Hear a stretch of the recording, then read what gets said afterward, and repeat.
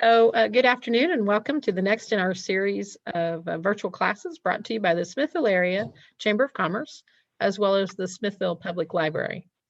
I want to welcome today's speaker, Debbie Denny, and I want to remind those of you that are watching now or watching later in the recorded version that every one of these classes that we're recording are part of a long virtual series that started in January and will go through the end of August.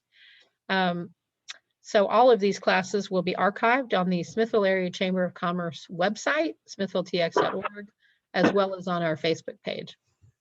I have muted everyone's phones and turned off videos for everybody, just so that we can get the best recording possible. Our speaker today, you will not see her, you will hear her. Her name is Debbie Denny.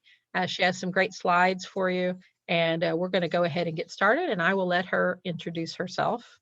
Give me just a moment to get the screen share going.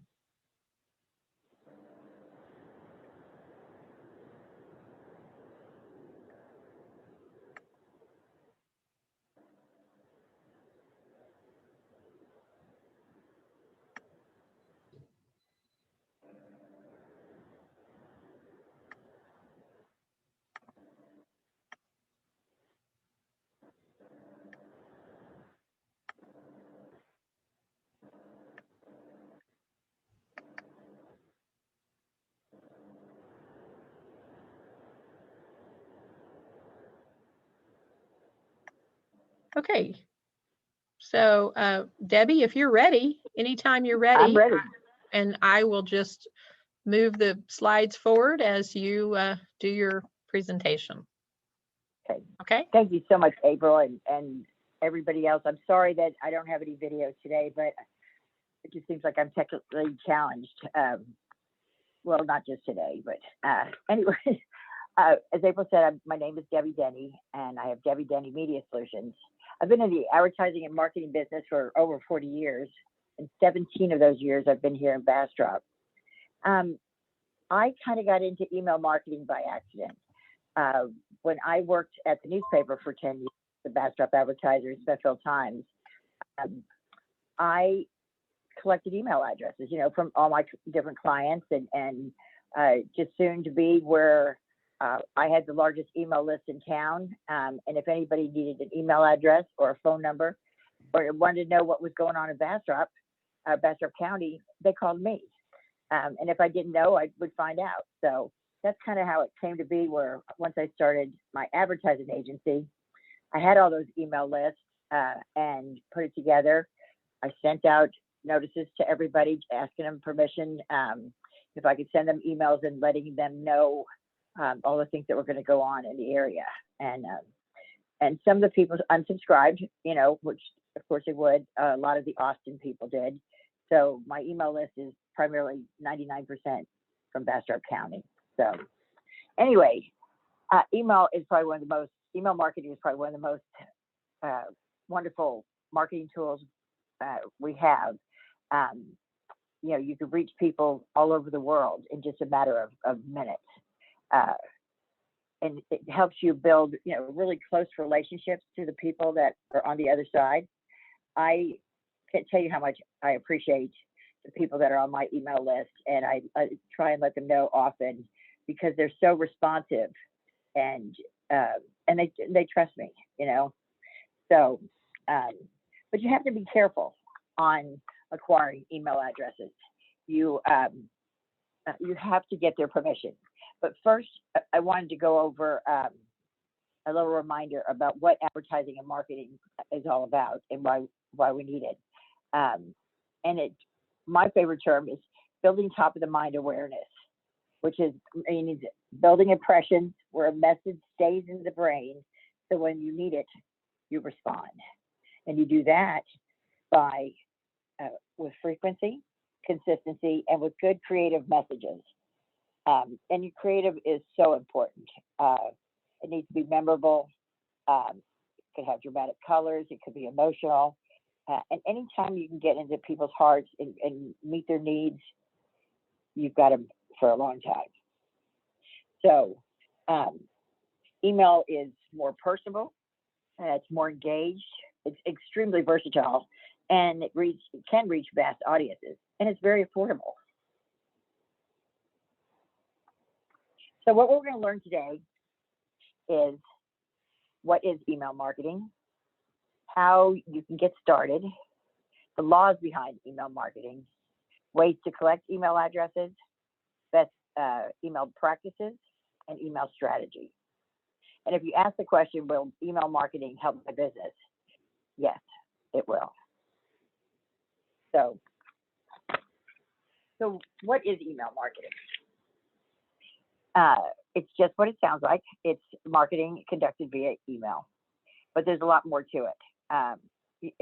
It will help you build a relationship with your customers that you don't even know or may not ever know, but through your email creatively, you can get very close to them. So, but it's a finely balanced process of gaining subscribers, getting to know them, communicating with them, responding to their concerns, keeping them informed, analyzing your performance, and generally keeping up with what is important to your audience.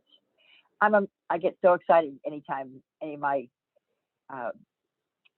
anyone from my audience replies to my messages. It means that they're just really engaged. So, but email is a two-way street, perhaps the closest to direct communication you can get with your customers, short of speaking to them face to face.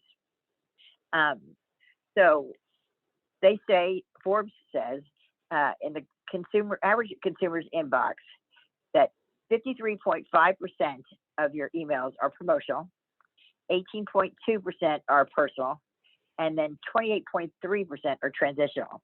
So, and I think we could all probably agree with that. As far as email laws, here's the bottom line. You have to get permission. And I suggest you always keeping some kind of proof of that. Not that they're going to come down to Bastrop, Texas, but you never know, and you never know who somebody might turn you in. But there are definitely certain ways that you can avoid getting turned in, and that is always having an unsubscribe button clearly at the bottom of your email so people can get out of it.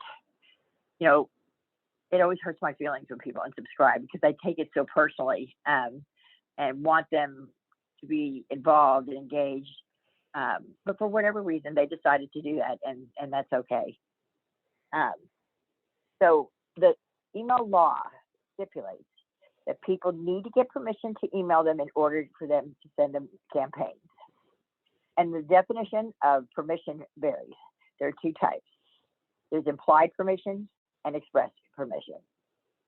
So, and it's also illegal for you to transfer email addresses to others because even though you might have permission, the others don't. So do be careful.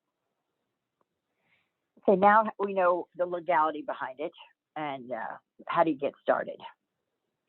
You're going to need to select an email tool, and I use MailChimp as and I have for 5 years. But there's also Constant Contact, and there's others. But you just need to read all about them and what all they have to offer, and see which one's the best suited for you. I put pricing down at the bottom of that slide, where MailChimp offers free service for up to 2,000 contacts and one audience. An audience is your group of contacts. And then it's $9.99, starting at $9.99 for 50,000 with 3 audiences, and $14.99 for 100,000 with 5 audiences. I pay $35 a month because I send out so many emails, but also because I work with so many different audiences, groups. I work with for other people. And I'm not that familiar with Constant Contact. I know a lot of people that use them and love it. But their pricing is basically $20 a month based on how many numbers of contacts you have, and you can have up to 3 users working in it. And then they have what's called Email Plus, and that's $45 a month, which they say is you'll get better results with automated emails and other powerful features. But they do offer a free trial. And they both offer a lot of the same things as far as the tools for branding and what have you. I know that, in MailChimp, you can also create websites. You can do landing pages. You can do multiple channels. You can do surveys, postcards, ads, and of course, your emails. You can create it right in there. So there's also other things that you need to be careful about, and that's, how to grow your email address list, because not everybody has the email list like I had. But there's some fun ways to create growing your email list, and that's what's called lead magnets, and it's where you offer them something to give away for free in exchange for their email address, and it needs to provide some kind of value to them. Where I know that I don't know if this is a good example or not, but when we were doing the Best of Bastrop County contest, and it was through the Statesman, when you registered, they automatically had 2 boxes checked, and that was to receive email notifications from them, and so you'd had to go in and uncheck them in order not to get them. That's a little tricky. They recommend that you have those boxes, but leave them unchecked. Or you can do contests where you have to register for a great prize, and at the bottom have a little disclaimer that says, we will be notifying you with other contests and sales, via email or whatever. So, and then you can use their email addresses like that. I know that some retail stores will get people's email addresses for their contact information, and then say if it's a jewelry store or whatever, when their repairs are done, and then they use that and they put it into their database. So, but in some way, you need to ask them the permission to be able to send them those notifications, and keep a record of it would be best. Another way to grasp email addresses is to have either what's called an opt-in form or a sign-in form. I have a sign-in form that I created from MailChimp, and I send it out periodically to grow my list, and then that way I have record. But you can create an opt-in form on, I'm sure, in Constant Contact, and then you can also do it on MailChimp, and you can put it on your website, your Facebook page. You can put the link on the bottom of your emails, and asking for them to sign up for either your newsletters or your specials, and make your opt-in form enticing. Give it a great headline. Put a helpful description. Mine says, if you want to know what's going on in and around Bastrop County, sign up. If you have attractive visuals to put on there, that could work also. But make it a simple form. Don't try and ask for too much money. Just their name and their email address is all you really need. And then make a really nice subscribe button on the bottom saying, if that lead magnet, if they want this, click here, so. And this all works to, once you got your email set up, your email list set up, you want to make your email creative, as creative as possible. I gather all the information that I could possibly get from the clients, and create a main visual. I do it in Canva, and I make it the size of a Facebook post. That way I know it'll fit perfectly. It's not too big a size, because sometimes when you have too much graphics into an email, it will cause them to go into spam. But so there's different levels in MailChimp that you can put your text in, and you just want it to look as appealing as possible. Always put a nice border on it. Put as easy to read content as possible, and I try and have a call to action in it where they could click through or make them respond, as soon as possible, so that the client knows that it's working. So in order to keep your open and click-through rates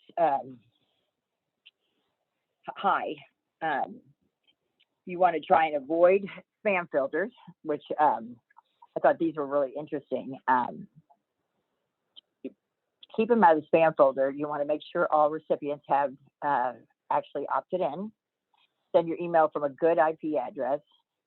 Use merge tags to personalize to the to field, which a lot of people don't realize that you could personalize it and it'll say to Debbie Denny by just clicking the tags.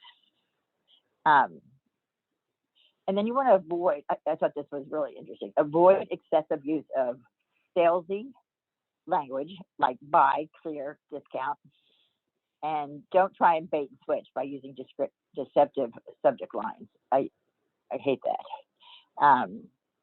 And include an easy way for subscribers to opt out of your email.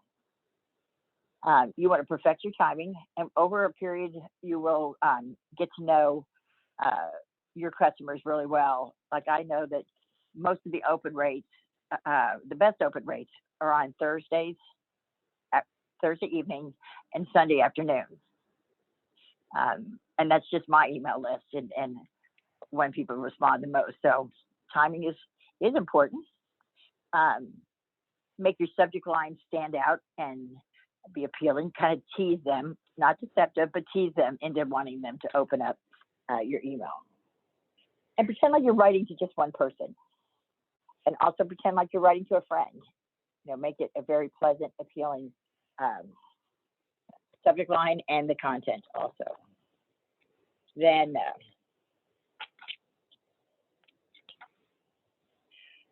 always strive to write amazing content every single time. Because if you're going to plan on sending this out often, you want people to look forward to getting emails from you. And inject some humor if you can. That's always enjoyable. I've had people, or used to have people on the streets always stop me and say, "Oh, I got your email," and there's nothing more rewarding than that, than people really liking what you do. So, and then how to build an email strategy. This is, hard for a lot of newcomers, but, you really need to think about what your goals are for your email campaign. What are you trying to accomplish? Decide on the types of emails you want to send. I don't send out any kind of political emails. I don't want to do anything I possibly can to get people to unsubscribe, because it's just too easy. Create eye-catching opt-ins. Plan your emails and follow-ups.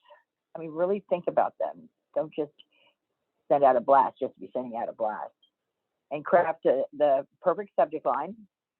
Write your email marketing copy, and then design your email. And so at first, if you don't feel like you succeed, try again, because email marketing is a science and an art, so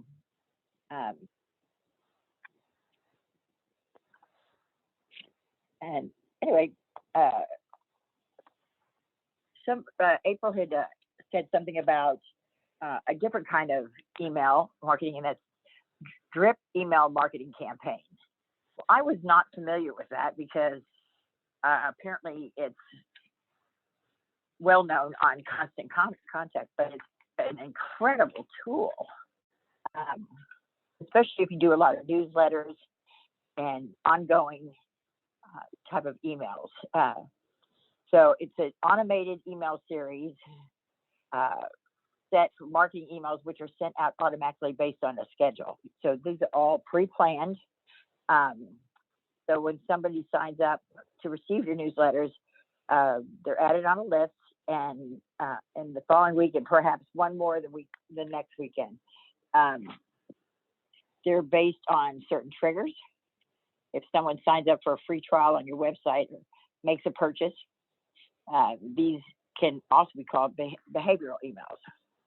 But anyway, it's an automated system to send out your emails at certain times over a period of time to keep your people on the other end engaged.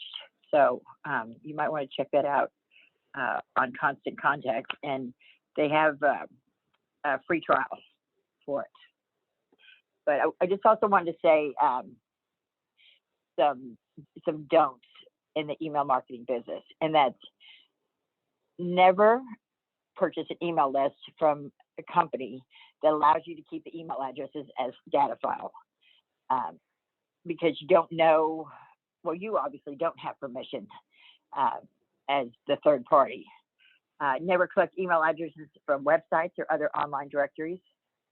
You don't have affirmative consent from the owner if you get addresses that way. Don't use email address collection services unless the service verifies that confirms permission from third-party use for every subscriber. And don't borrow an email list from another business or send emails to an email list because, again, you don't have permission. You always want to offer full disclosure during email address collection. So, but I just wanted to kind of go over a little bit of what all we went through today and remind you that email marketing is a wonderful tool. And if it's something you don't feel like you're comfortable with, as far as the creative, having the list, whatever, but you have important things to get out, hire somebody that knows what they're doing to help you with it.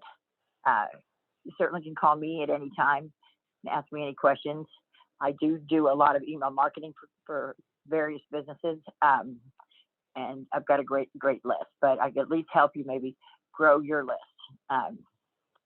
And so the first thing is we always want to remember that our advertising is all about building top of the mind awareness through frequency, consistency, and creative message. Make sure you get permission before adding an email address to your list for mass marketing. Ask in person, sign up form, opt-in forms, etc. It's the best way to have backup for your records. And some great ways to get people to opt in are through lead magnets, free incentive to get them to subscribe.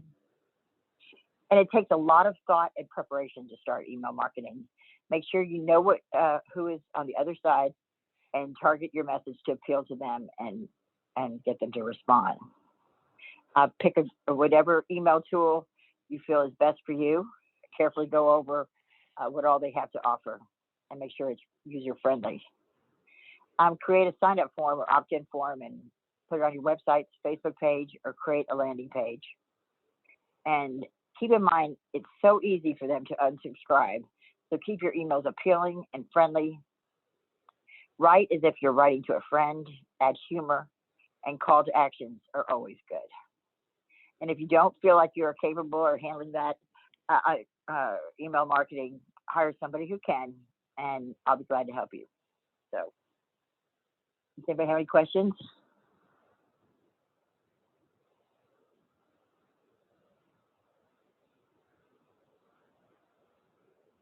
Hello? I'm sorry, Debbie, can you hear me? Yes. Can you talk a little bit about the examples that you've included in your slides? Oh, sure. The first one that we see on the screen here is the one for Handy Dan. Yeah. I'm sorry about that. that I can't see the screen, but Handy Dan happens to be my son-in-law, and he has a handyman business, and I thought that was a cute way to, instead of making honeydew lists, make a Handy Dan list, and it was real successful for him. And being that he doesn't have a website, he did have a Facebook page, because people always want to put in links to, find out more information. So I linked it to his Facebook page, and he did really well with it. And the other one was Smithville Chamber event. Unfortunately, because of COVID, I just thought it was real pretty to add. They did a great job on the poster, and I just used the poster that April provided for me, and then added some more information and put the sponsor very large, so that they would get credit for sponsoring the event. I've done hundreds and hundreds of emails, and I love the creative aspect of it. And when I was looking for samples today, I just couldn't find them. So, but I do have lots if anybody wants to see other samples.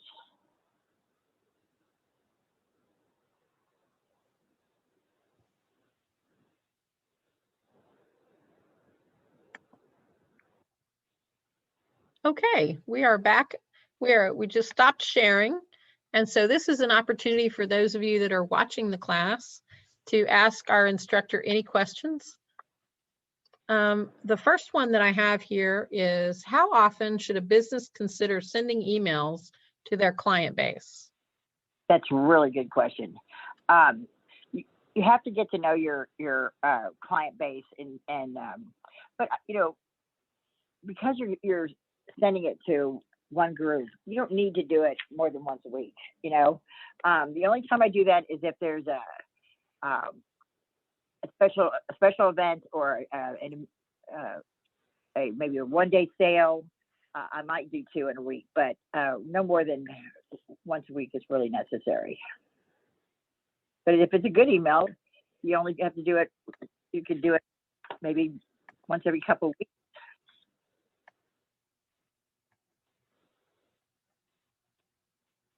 But again, you don't want them to give them any reason to unsubscribe, so you don't want to do it too often. So I have another question here. So you've talked a lot about the legalities behind making sure that you have people's permission to send them emails.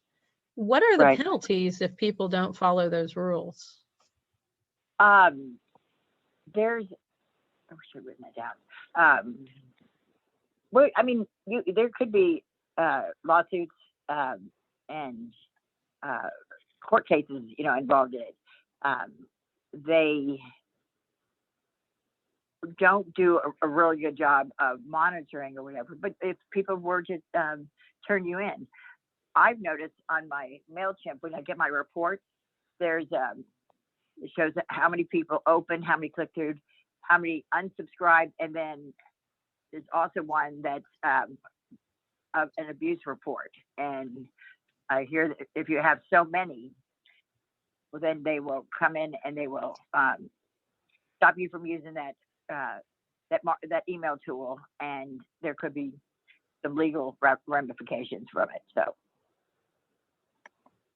So you mentioned the very next question, which has to do with figuring out how many people are actually opening and looking at your emails. Can you talk a little bit more about that? Yeah.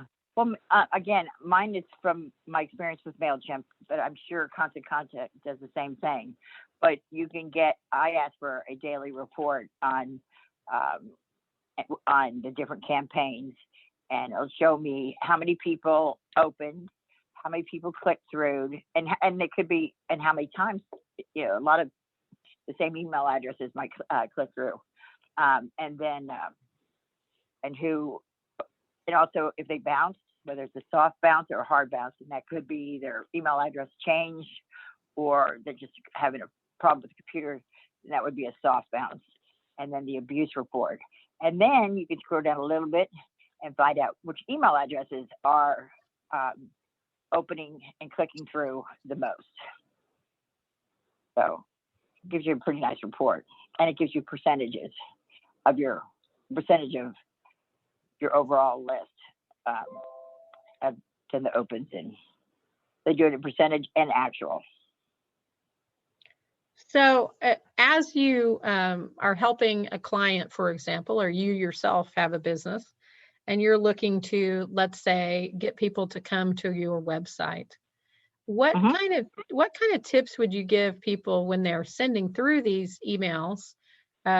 As for example, let's say we have someone that's going to be doing a big event, how they would lead people to buy tickets, what kind of email plan would you put together to as a, starting with save the date versus don't forget tomorrow's the event? Right. Save the date is a great one. And hopefully you'll have put together a flyer that you could use for your creative. And the beauty of email marketing is that you can put so much information in it. You can put lots of text, you can put pictures, and really tease them. And then also you can put a button so you can sell tickets, or have it, and all of it can be linked to different, whether your Facebook page or your website or to ticket sale to Eventbrite. You can do it in several different places. So I would, you want to start marketing it as soon as that it's coming, and tease them with it and save the date. And then as soon as tickets go on sale, that's another good reason to pound it. And then just keep doing it all the way up until the event, and hopefully it'll be sold out before you open the doors. Okay, our next question is, do you have an opinion on whether email marketing should be used for informational purposes or to sell items or services? Do I have a preference? I think it should be used for all of it.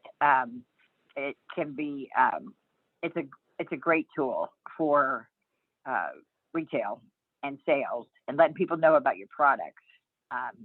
Highlight specific ones, and each time highlight a different one. Anytime you have an opportunity to do a call to action, meaning, put some kind of price or, especially even if it's especially for them, mention this email and you'll get this or whatever. As long as it's a good special, they will respond. But there's no reason why you shouldn't send out an informational one. I do it all the time for nonprofits, or, it could be about Bastrop County Cares and things that are going on with, the COVID, and email is very important. But again, you know what? Your subject line is so important to get the people to open it and read it. What is a good open rate for a mass email? Actually, the national average, I believe, is 17%. And and I know that doesn't seem like a lot, but it depends on how big your list is, and it's that's for the open rate. Now, click-through rates are a lot lower, because people are usually pretty careful about how they click through. So meaning people will click through to go on to your website or something like that. Right. Wherever we link to your website, to Facebook, to Eventbrite, to buy tickets. Well, that is the last question that I have that anyone has put in. We'll give just a moment to make sure. I'm sorry? Those were great questions, by the way. Unless I see more questions come up in the chat here, I have a question, actually. I did receive, Debbie already mentioned that I received a question about the drip marketing campaign. I think that we will probably start adding that. We will add that as a completely different class. But I will say that I certainly, from the Chamber's point of view, would encourage you, if you are a member of the Chamber of Commerce or your local Chamber of Commerce, to send information about your business or your event that you might be putting on, because your chambers of commerce will send that information out to their membership. We here at the chamber, our large group emails typically have about a 65% open rate.